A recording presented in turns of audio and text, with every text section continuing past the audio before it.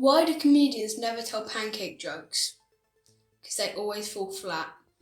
What happened to your angry pancake? He flipped. Pancakes for wrestlers was an excellent idea.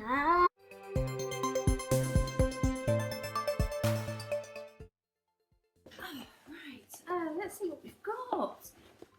I've been shopping. I've got milk. I've got some flour.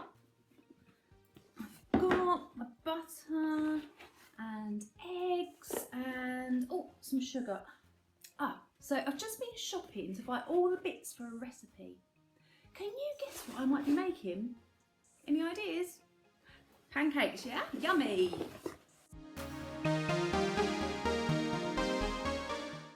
Today we are going to find out about why we celebrate Pancake Day, and it is also known as Shrove Tuesday. You might find I'll use either name for it today. The tradition of Pancake Day, or Shrove Tuesday, goes back over 1,000 years.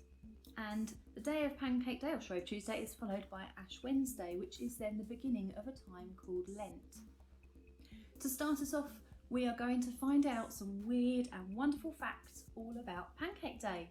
In fact, I might throw in a fake fact. See if you can spot it. We're ready.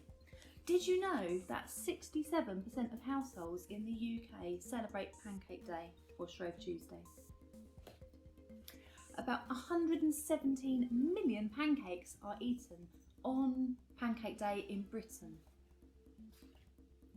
Now, 52 million eggs are used in Britain on Shrove Tuesday, and that is 22 million more than on any other normal day. 43% of people flip their pancakes. Do you? The moon is actually a giant white pancake. And the world record for the most pancake flips in 2 minutes was a massive 424. That's 212 a minute. Could you beat that? I've been practicing. And the last one, the biggest pancake ever made was 15 metres wide and it weighed 3 tonnes. And that is as much as 26 baby elephants. So did you spot my fake fact? I'll tell you which one it was later on. Now, let's find out more about why Shrove Tuesday is so important to Christians. Easter might seem a long way off at the moment, but in the Christian calendar, Shrove Tuesday is the first step as we prepare for Easter, with Ash Wednesday being the next day, and then Lent running right up until Easter. Traditionally on Shrove Tuesday, pancakes are eaten to use up all of the fatty food that won't otherwise be eaten if people are fasting from them during Lent. And during Lent we remember Jesus being in the desert for 40 days and 40 nights without food. It was a really important time and place for Jesus as he prepared for his work of healing and teaching. It was important that he was somewhere on his own so that he could focus on God with no distractions. I wonder if you ever like to have time away from other people and distractions so that you can think clearly. I know I do. So do you say Pancake Day or Shrove Tuesday? Well, the word shrove is the past tense of the word shrive, which means to confess. On that day, many Christians will confess their wrongdoings to God. The next day being Ash Wednesday, if in a normal year you go to church, a smudge of ash might be put on your forehead in sign of a cross. It's like a badge of faith, and it shows that you are sharing with Jesus' pain and temptations. In some parts of the world, Shrove Tuesday is known as Mardi Gras. Have you heard of that? It means Fat Tuesday in French, because it's the last day on which you can eat rich food before Lent, and all the fat has to be got rid of in preparation. In many countries it's celebrated with great fantastic parades, fancy dress and processions that go through the towns and villages.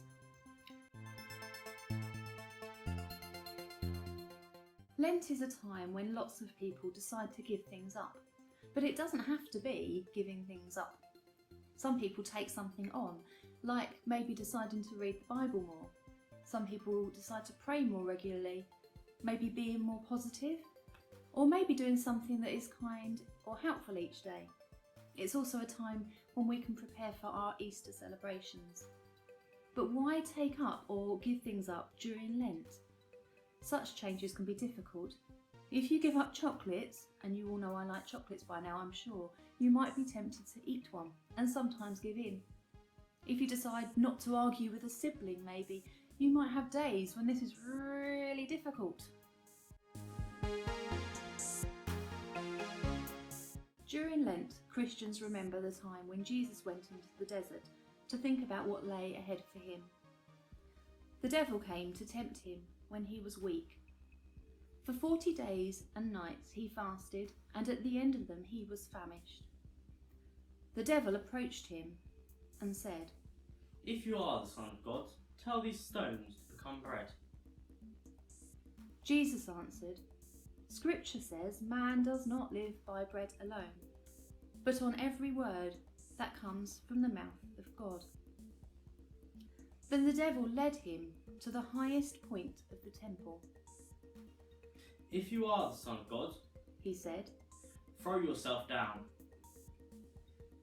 Jesus answered him, "Do not put the Lord your God to the test." Again, the devil took him to a very high mountain and showed him all the kingdoms of the world and their splendour. "All this I will give you, if you bow down and worship me," he said. Jesus said to him, "Away from me, Satan, for it is written, 'Worship the Lord your God and serve him.'" Then the devil left him and angels came to him.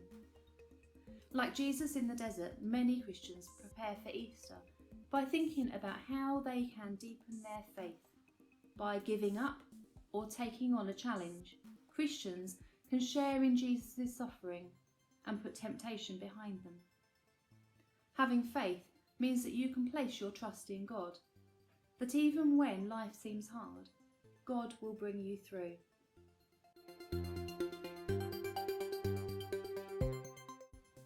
Celebrating Shrove Tuesday is often fun. If the adults in your house agree, this Shrove Tuesday you could prepare for Lent by maybe enjoying some pancakes with all your favourite toppings. What's your favourite? Maybe you could have some pancake races. If you can't use real pancakes, what you can do is make some out of cardboard from your recycle. That's what we've been doing in our house. You could design your own pancake creations on paper. Put your favourite toppings on there. You could plan and play some silly pancake games with your family, such as Pancake Frisbee. But please don't use real ones because they're really not ideal for that.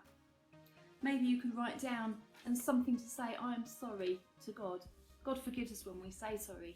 So once we've written it down, we can screw out that bit of paper and we can throw it into the bin. Whatever you do on Shrove Tuesday, it can be a day of fun and games and yummy treats. I hope you can enjoy it. Oh yes, that fake fact from earlier. Did you spot it? I bet you did know. It's the moon, isn't it? It's not really a giant pancake, but just imagine if it was.